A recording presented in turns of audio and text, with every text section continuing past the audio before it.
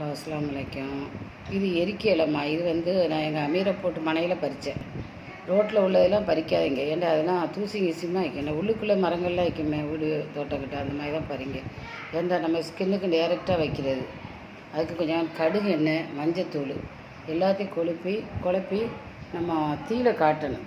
மேலே தடவி தீயில காட்டி எங்கன வீக்கம், ரத்தக்கட்டு, நீர்க்கட்டு எது இருந்தாலும் வச்சா கேட்கும். நானும் யூடியூப்பில் தான் பார்த்தேன்.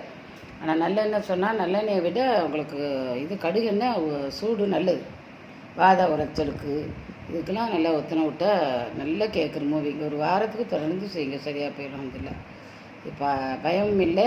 ஆனால் ரொம்ப கொதிக்க வச்சிடாதீங்க காலில். உங்களுக்கு பொறுக்கத்தக்கன நீங்கள் தான் வைக்கணும். தீயில காட்டி கேஸ் அடுப்பில் லேசாக அப்படி காட்டி ஒத்தனை விடுங்க. ஒரு மனுஷருக்கு டாக்டர் நீர் எடுக்கணும்னு சொல்லிட்டேன். அப்போ நான் தான் சொன்னேன், ஐயா இப்படி டாக்டர் இதெல்லாம் காட்டுறான், இது மாதிரி செய்யல நல்லா அதனால போயிட்டு சரியாக போயிட்டு ஊசி மூலமாக எடுக்கையில் அது மாதிரி சரியாக போயிடும். நீங்கள் அல்லாவோட தவக்கல் வச்சு செய்யுங்க, போயிடும், சரியாக போயிடும். அஸ்ஸலாமு அலைக்கும்.